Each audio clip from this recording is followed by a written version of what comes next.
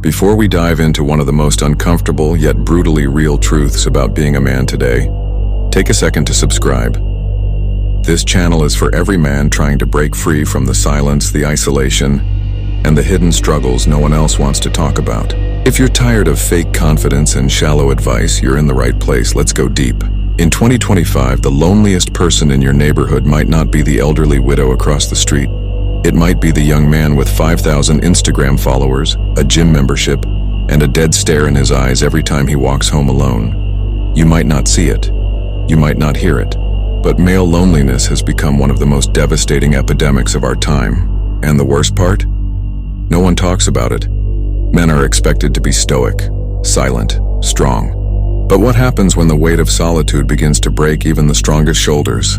In 1950, the average man had close friends he'd see regularly, men he'd work beside, drink with, laugh with, argue with. In 2025, the average man might go weeks without a meaningful conversation. Messages are left unread, calls are avoided, and somehow, even in a hyper-connected digital age, more men than ever are disappearing into emotional silence. Why is this happening? The answer is layered, but let's start with something you've probably felt. The quiet erosion of real male bonds.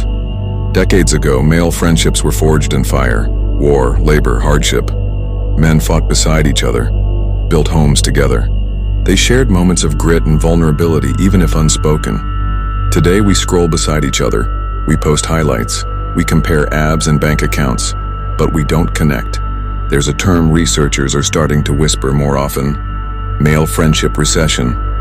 It describes how men, especially in the West, are losing not just quantity of friendships, but depth. Surface-level banter has replaced brotherhood. DMs have replaced dialogue.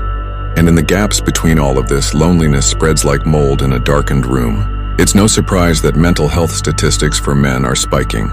Depression, anxiety, substance abuse, and yes, suicide have become silent killers. Not because men are weak, but because they are isolated.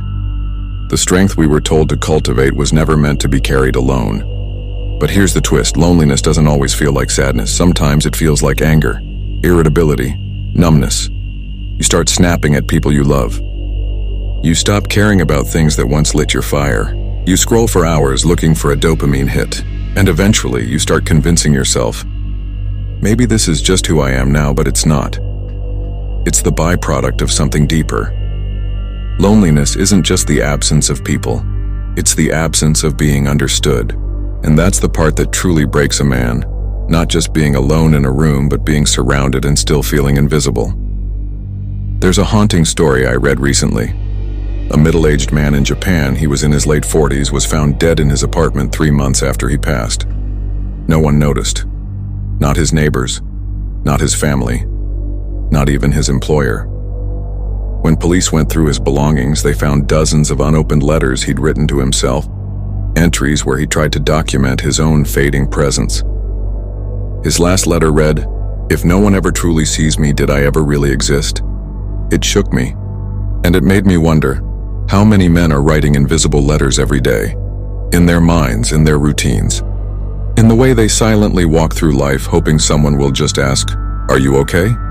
But here's where things get complicated. Even if someone does ask, most men still won't say it. Because we were taught early on, vulnerability is weakness, need is shameful. And if you're struggling, you fix it yourself. Right? Wrong. Dead wrong. Science now confirms what ancient tribes and brotherhoods once knew by instinct. Men need other men.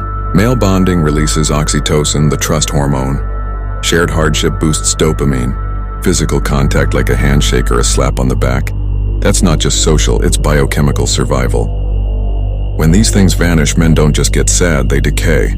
So what do? How do you overcome the shadow of loneliness without falling into the trap of superficial connection? The answer begins in a place you might not expect: ritual. Throughout history, rituals were how men forged bonds. Not just religious ceremonies, but daily practices. Brotherhoods had rites of passage. Fathers taught sons through repetition and trial. Warriors trained side by side. These weren't just habits, they were identity-forming events. They said, "You belong here, you're part of something." Today, modern men lack ritual. We wake, work, scroll, sleep, repeat. The soul shrinks without purpose and the heart hardens without witness. But here's the good news, and this part might change your life. You can create new rituals. Start small. Weekly walks with someone you trust. Join a men's group, even if it feels awkward at first. Host a regular dinner and invite other men who feel isolated. Initiate, speak first, and above all, be the brother you wish you had. One man I know started something radical. Every Sunday he hosts what he calls the table. No phones allowed, no status games, just 5 men, real food, real talk. They ask each other 5 questions. Where did I win this week? Where did I fail? What am I avoiding? What am I grateful for? What am I afraid to admit? Sounds intense, right? That's the point. Within months, those 5 men went from strangers to brothers. One of them later said, "I used to think I needed to fix my loneliness by dating more women. What I needed was to be seen by men who understood what I carried." That's not soft. That's masculine. Because true masculinity isn't isolation. It's responsibility. It's power held with presence.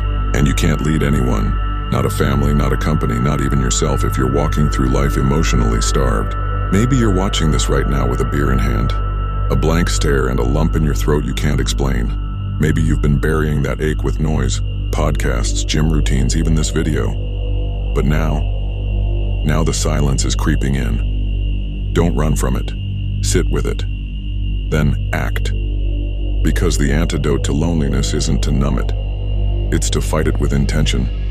Brotherhood isn't built on convenience. It's built in the trenches, through awkward texts, hard conversations, and showing up even when you don't feel like it. And here's something else you need to hear.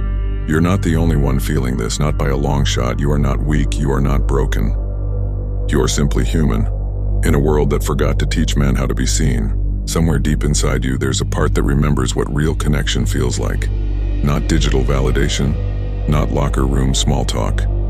I mean that gut-level bond, the kind where another man looks you in the eye and says, "I've been there too."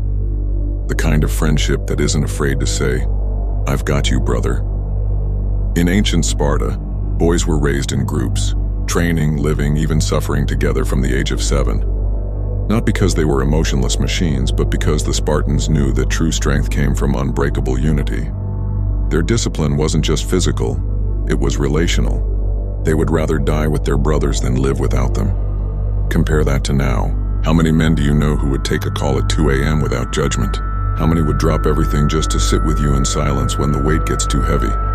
That's not just friendship, that's soul armor. And without it, every insult cuts deeper. Every failure feels final, and every loss echoes longer. The modern world strips this from men. It isolates them in high-rise apartments and algorithm-driven timelines. It tells them that expressing pain makes them unworthy, and that if they can't figure it out on their own, they deserve to be alone. This is a lie. You are not supposed to figure it all out alone. Even the heroes you admire, Marcus Aurelius, Theodore Roosevelt, Nelson Mandela, none of them walked their path without mentors, comrades, or allies. They bled alongside brothers. They cried behind closed doors. And they rebuilt themselves not through solitude, but through the strength of those who stood beside them. But you're not in ancient Rome. You're in 2025. So what does overcoming loneliness really look like today? It starts with reclaiming 3 lost practices: presence, initiation, and depth. Presence means stepping away from digital illusions and returning to the raw, unfiltered now. It means putting down the phone when you're with people. It means showing up physically, emotionally, and spiritually for your own damn life. Because loneliness doesn't always start with abandonment by others. Sometimes it starts when you abandon yourself. Initiation means choosing discomfort over isolation. It's making the first move, sending that message, asking someone to grab coffee, risking rejection in order to invite connection. It's building micro-courage every day. And even if they don't show up, you showed up. That's leadership. Depth means going beyond shallow small talk. It means being willing to sit with someone's story, to ask the second question, to stay in the silence long enough to hear what's really going on. Because in the end, every man you meet is carrying something. And maybe, just maybe, they're waiting for someone like you to go first. One man I interviewed for this channel told me something that never left me. He said, "The loneliest I ever felt was at my own wedding. I was surrounded by people, everyone smiling. But I realized I hadn't told anyone what I was really going through. My best man didn't know I was struggling financially. My dad didn't know I had doubts. My friends didn't know I was numb. I wore the suit. I said the vows. And still, I felt invisible. Let that sink in. Because if loneliness can reach you even at your happiest moments, it means that connection must go deeper than events, deeper than appearances. It must be rooted in truth. So here's your call to action, not just for yourself, but for the men around you. Start telling the truth, even if your voice shakes, even if your hands sweat, even if you're terrified they won't understand, because the right people will, and if they don't, find new people. You are not doomed to solitude. You are not sentenced to silence. You're a man capable of building tribe, forging brotherhood, and standing tall even when the world tries to isolate you. But it won't be handed to you. You must build it, brick by brick, story by story, ritual by ritual. And if you've never had that kind of connection before, let today be the day you begin. Send that message. Start that group. Walk up to the guy at the gym and say, "Hey, you want to train together sometime?" Look someone in the eyes and say, "How are you, really?" You might feel weird, you might feel scared. But one day you'll look back and realize that awkward moment was the doorway. The portal to the life you were meant to live. A life with meaning, a life with connection, a life not weighed down by loneliness but lifted by brotherhood. And if no one has ever told you this before, hear me now. You are worthy of being seen.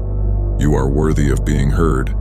You are worthy of being known. Not because of what you've achieved, not because of how much you bench or how much money you make, but because you are human, and your pain, your joy, your fears, your dreams, they are all part of that sacred masculine fire that has built civilizations and survived every storm.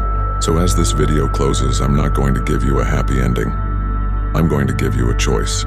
Will you stay hidden in the shadows of your own life? Or will you step into the light and let yourself be found? The world doesn't need more perfect men. It needs more present men, more honest men, more men who are willing to say, "I'm here, I care, I won't let you fall alone." That's how we overcome loneliness. One man at a time, one brother at a time, one moment of truth at a time. Final frame. If this message spoke to something deep inside you, don't let it stop here. Leave a comment, share your story, and above all, subscribe. Because the mission of this channel isn't just to inform, it's to connect, to build a digital brotherhood that sparks real-world change. You're not alone anymore. Welcome to the fire.